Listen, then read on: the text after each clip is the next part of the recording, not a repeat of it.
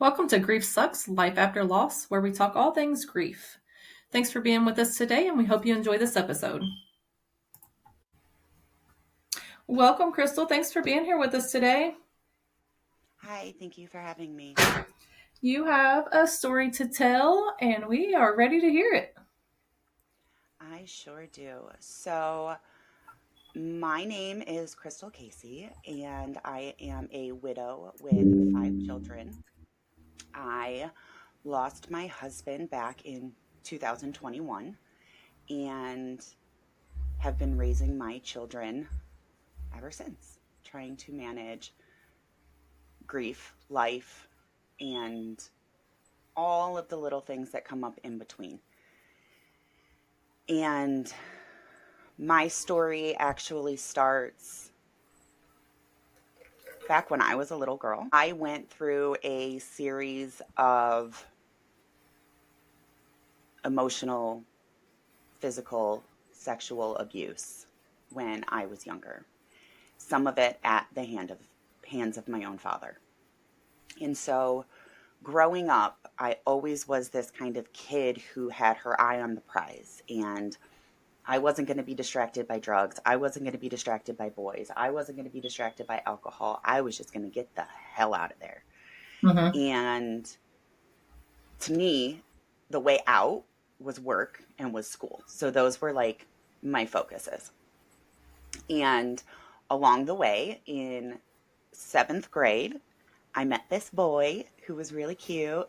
And he was the new kid. The year before, I had been the new kid. And he was an oddball, and I was an oddball. So we just kind of clicked. And we dated, whatever that looks like.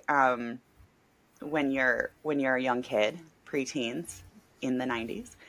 And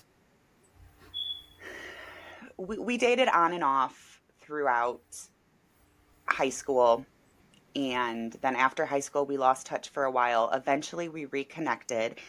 And when we did, he was overseas. He was in the Marine Corps. He was serving his second tour in Iraq. And I had just gone through a bad breakup. My sister had come over. We had shared a bottle of Captain Morgan, and we were just kind of having one of those nights, right? Mm-hmm. Because I had not gotten off my couch for like 2 weeks, and she's like, okay. And in that conversation, my boyfriend from back in the day came up, and I sent him an email, just a quick like, hey, how you doing? I had heard that he had gotten married. I had heard that he had joined the Marine Corps. Like, life had moved on, right? I was in college at Mm-hmm. this point. I sent him a message and I got like this 7-page email back. And he was just like word vomiting all of this stuff. He's like, that's so weird. I was just telling someone about you the other day. Da da da da da. Turned out he was going through a divorce, and it was a really ugly thing. So he and I connected instantly. And we were pretty much from there, it was just like a rocket. We had Mm-hmm. 5 kids in 10 years. Ooh, And yeah, so my hands were full. Obviously, I yeah. was a little busy. I was a stay at home mom, full time stay at home mom. I fully went from being this independent, I can do anything, I don't need anyone kind of a person to fully Yep. depending on my husband. And everything was in his name. I took care of the home and the kids. He went out and he worked and provided for us, and that was our deal. So we were going along living like this, and on the outside it may have looked like we had this great perfect marriage. We had a beautiful house in the country, we had our kids, I owned an aerial yoga studio. He did what he did. Honestly, work was always kind of a little sketchy, but he made it happen. And that was one of the Mm-hmm. things that he always said, is that, when have I not made it happen? So anyway, we had some issues because he was a drinker, a heavy drinker, and it caused a lot of issues in our marriage. And in 2021, in March, no, back up. In March of 2020, I closed my yoga studio because of COVID. Everybody was Mhm. closing. I was 8.5 months pregnant at this point with my fifth baby. And I was like, okay, we're done. I don't need Yep. a reason to get sick. Nobody knew really anything about anything. So we closed the studio, and it stayed closed for, you know, over a year. And when it came time to reopen in March of 2021, when it came time when it came time to reopen the studio, I knew I needed more help than I was getting at home. He had kind of become unreliable. Yeah, there were a lot of issues. My mom had been calling saying, "Hey, let me help, let me help, let me help." And I feel like I had been pawned off as a kid a lot. So I never wanted to send my kids away. I got this. Yeah. Mom is supposed to da da da. 5 kids, COVID, opening a business, struggling in marriage. Mama, come help me, right? It's like, okay, I surrender. So I sent my two oldest children down to her. She lived in Florida. I was in the Midwest. And she had my two oldest children, and she was helping them with virtual schooling so that I could focus on my babies and opening up Mhm. the studio. So one afternoon, it had been a couple of months since I had sent them down. And one afternoon, I was getting ready to go into the studio to teach a session, and my phone rang. And I picked up the phone, and my mom asked if I was alone. That was her first question. And I was like, that's weird. And spidey senses start going off, Mhm. right? These little bells. I'm like, what's going on? And I start looking around. My husband's outside. He's supposedly grilling dinner. He's scrolling on his phone standing next to the grill. And the kids are sitting there on the floor. And I'm like, yeah, Mom, what's up? I went into my office. I closed the door.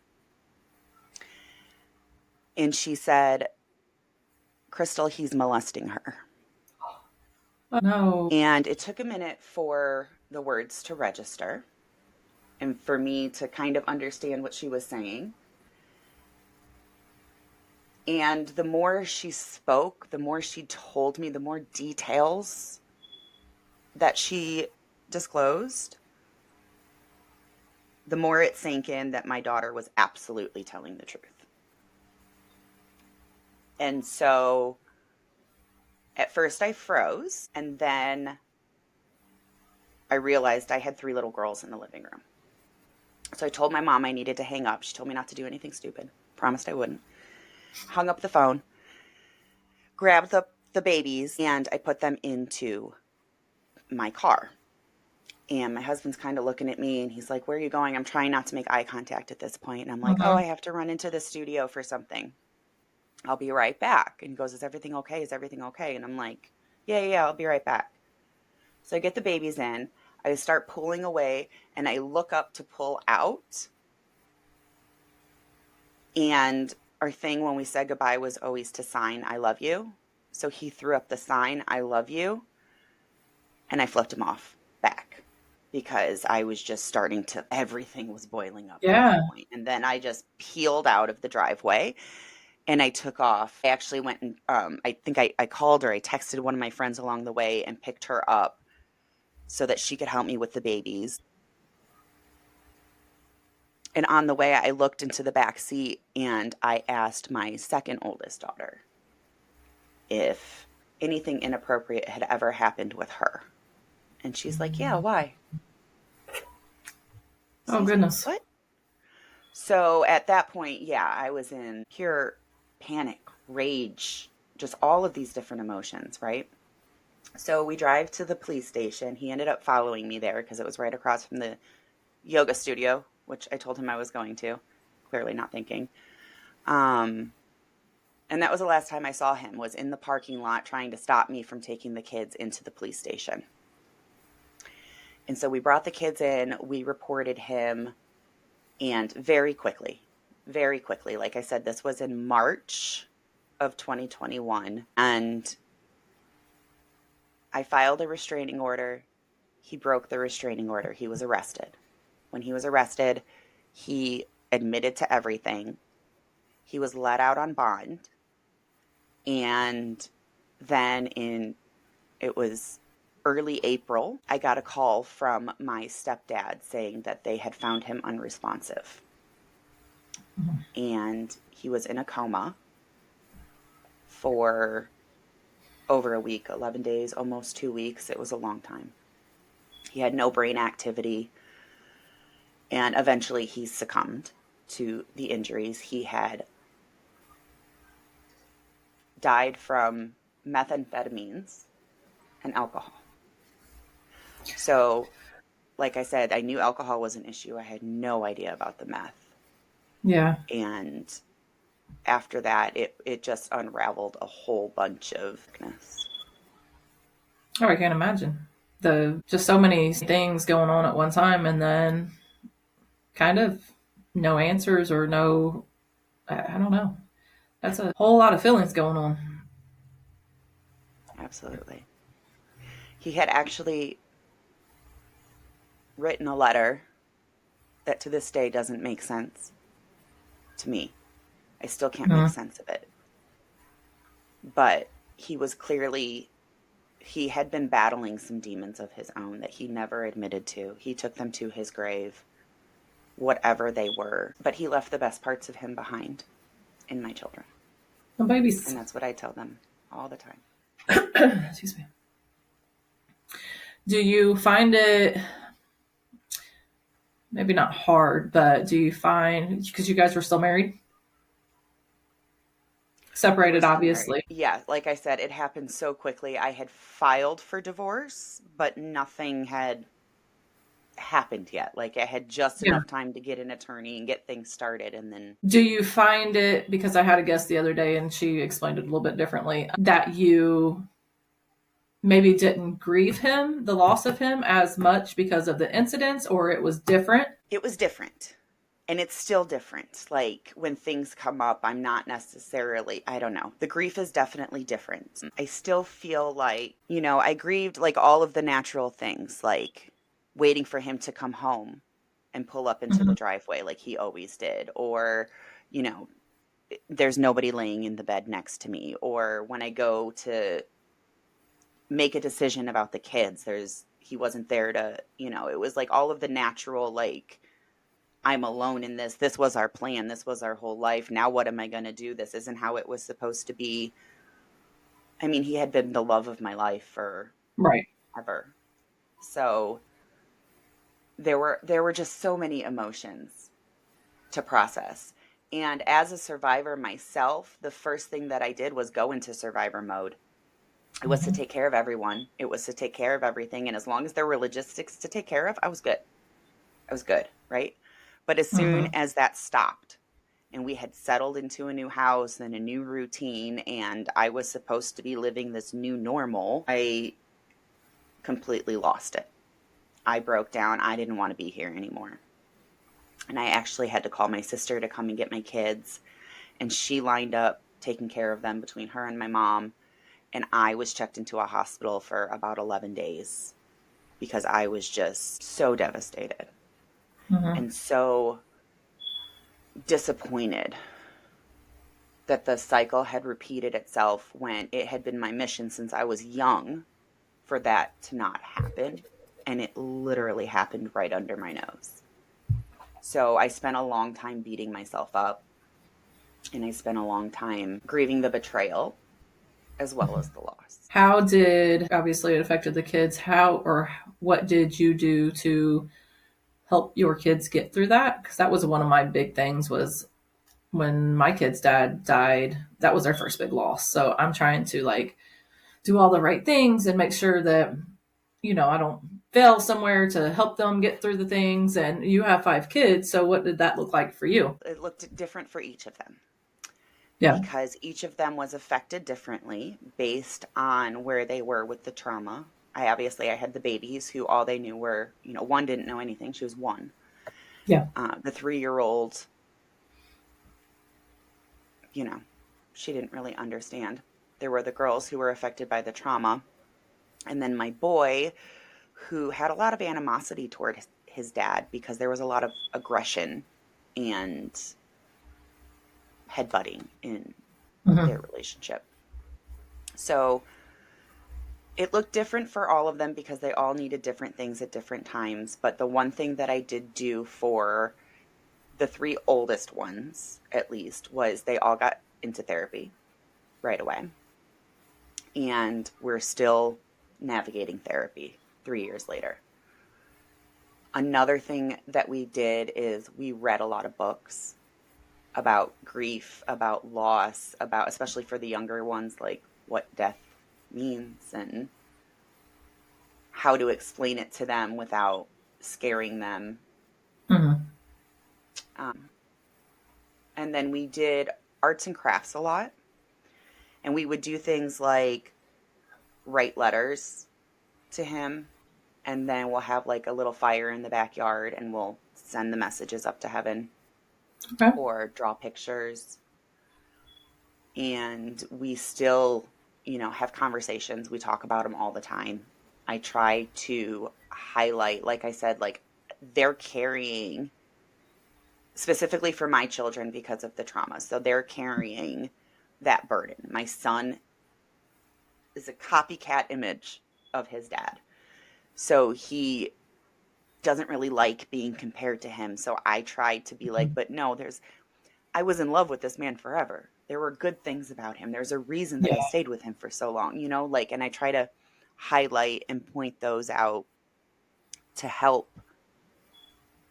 really keep his memory alive in a positive light. And how did you get through all of this? Still going through it. Still going through it, but learning every day. It was Mm-hmm. several things. It was support. Absolutely couldn't have done it without a tribe or community of some sort. And like I said, I come from a broken background, so it wasn't necessarily family support, but it was a support of a community that I had built over Mm-hmm. the years. And relying on resources outside of that, accepting help, something I wasn't particularly good at I before. wasn't either. That one's rough. Yeah. And admitting that you need it. Yes. And letting people do it and being grateful for what it is and how it is. And therapy, like I said, therapy, medication, which was something I was against because I had tried before in the past and it hadn't worked. But I found the right combination of doctor and medication and Yep. everything now. And so it's helpful. Um, Self care, learning to take Yeah. care of myself. And I mean, I don't look like it, but I do. I'm in the little things, right? Mm-hmm. So making sure that I'm taking my vitamins, making sure that I'm eating, making sure that I'm going outside and I'm getting sunshine, making sure that I'm sleeping, allowing myself to let go of the worry and have faith in myself, in my higher power, in my family, that things are just going to work out the way that they're meant to be.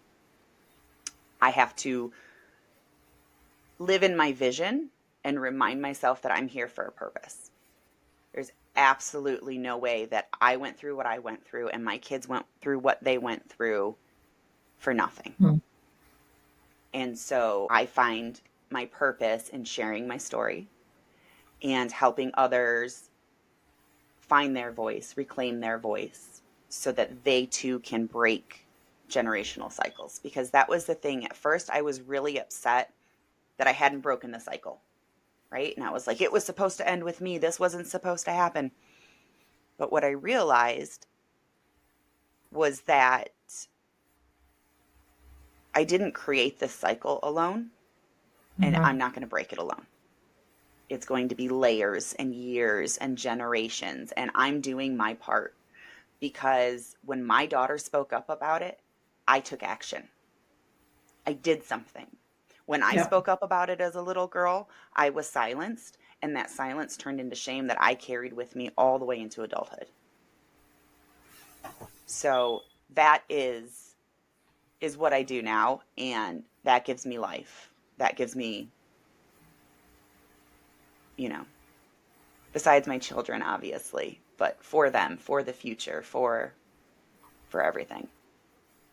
And I allow myself to just live my life now. Mm-hmm. So before I was very like, I don't know, I guess I'm a type A kind of person, like hard worker, but all work and no play is no fun, right? So I allow myself to have fun. I allow myself to do the things that I want and to you know, enjoy and have pleasure and live. I moved from the Midwest to California because I wanted to, because I wanted the sunshine and I wanted the Yep. water. And I'm doing it. And we're thriving because I'm walking in my vision with my support and taking care of myself. And do you still have a yoga studio, an aerial yoga? I do not have a studio anymore, but I do retreats now. Okay. You want to tell us about that and how it kind of goes in, or what the retreats are about? Yeah, so the retreats are all about empowering women to, first of all, take time for themselves, take time away, and to be rather than do. So we spend time doing things like aerial yoga, we do meditation, we do different kinds of workshops. I have a couple different guests that come in and teach different things depending on the theme of the retreat at the time. And you also wrote a book. I did. I actually wrote two. I co authored Okay. Shattering the Stigma of Single Motherhood. And then the second one that we just did was called Womanhood. So I'm sorry, I'm trying to go through my notes here. That's okay. So, in Shattering the Stigma of Single Motherhood, I just kind of share my story like I did now, but the book is with 11 other authors who are all sharing their stories of how they became single mothers. So, I was the only widow. There was another single mom who was a single mom by choice. There were other moms who were not single moms by choice. And so it just shares all of our different stories and kind of with the common thread of it's better to come from a broken home than to live in a broken home. I believe that was one of the quotes from one of the authors. And then the Womanhood book was one that I wrote after reflecting on some of the things that had happened in my life that I wasn't allowed to talk about. So, Mhm. things that women often go through, but we're shamed into silence, or it's just kind of not the norm to talk about, like not wanting to have kids, or going through domestic abuse, or menopause, and woman issues, and Mhm. all sorts of different things.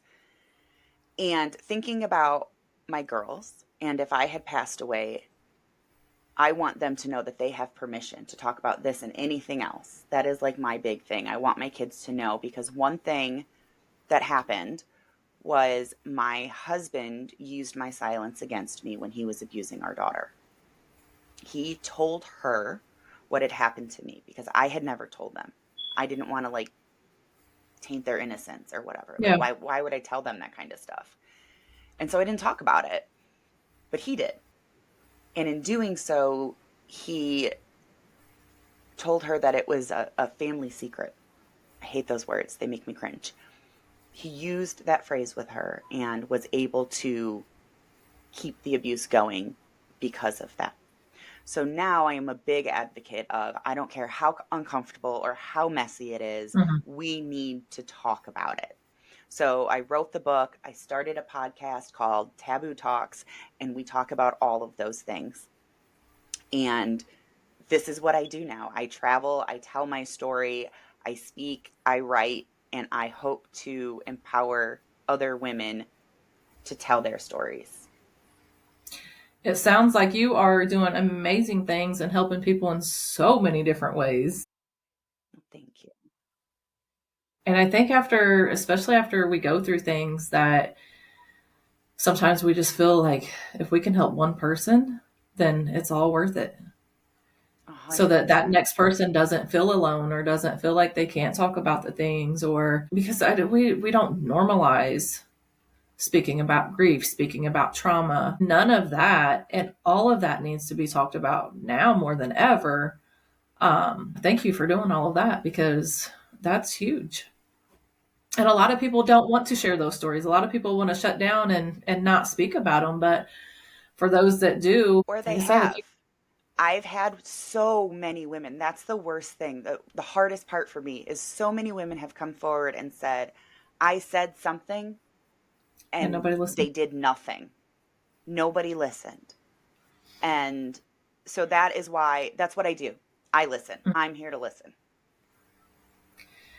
And that's appreciated and very, very helpful because, like you said, a lot of people don't have not one person that would listen or maybe wouldn't believe or just simply doesn't want to hear it. And that's unfortunate. And that, but unfortunately, that's the sad truth that we live in. Is especially in like your childhood trauma. There's so many people that get silenced over that. That maybe they told their mom or something and they just didn't. They just let it be. Didn't believe them or whatnot. Yes. And moms or parents who discover it and won't say anything, especially moms. The abuse aside, once I found out the abuse, like that was my line. There is no way I was staying quiet. I didn't care what it was going to do. Yeah. I was going to figure it out from there.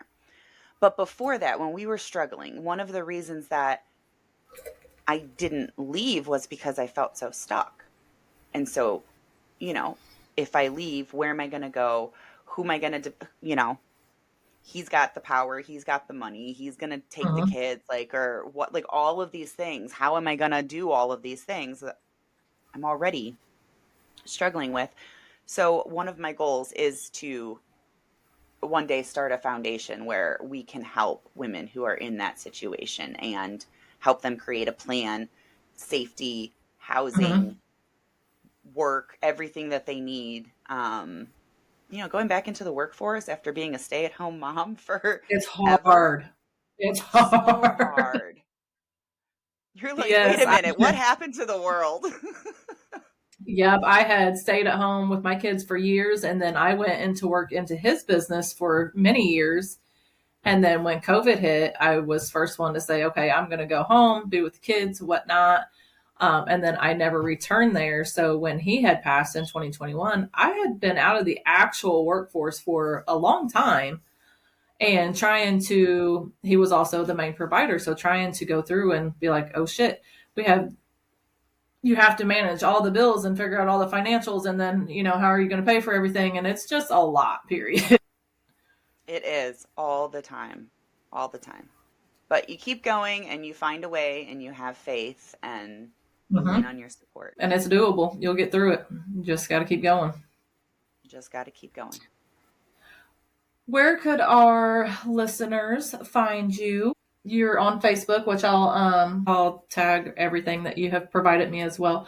But if they would like to purchase your books, where could they find those? Yeah, if you just go to krystalcasey.com/links, you'll find everything you need there. You can find my podcast, you can download a free audio coaching, all my socials are there, my contact information. It's just krystalcasey.com/links. Perfect. And before we finish up, is there anything else you'd like to share or any advice? I just want to, first of all, I want to share for widows out there. There is a blog that I guest blog for called Hope for Widows. And it's an amazing foundation. And I just wanted to kind of put that out there if you're looking for some kind of support so that you know that you're not alone. It's Hope for Widows. And the second thing that I want to say is whoever's listening to this right now, I just want you to know that your voice matters. Your story matters. And you matter. Thank you. Thank you for being here with us. Sorry, I'm tongue twisted today. Thank you, Krystal, for being here with us today. We do appreciate you sharing your story and hope that it Thank does you. help everyone listening. I'll link everything down and we will talk to you later. Awesome. Thank you so much. Thank you. We hope you enjoyed our conversation today. If you would like to join us on Facebook, you can find us at Grief Sucks, Life After Loss. And if you would like to share your story with us, you can email us at griefsucks, lifeafterloss@gmail.com. We look forward to seeing you again.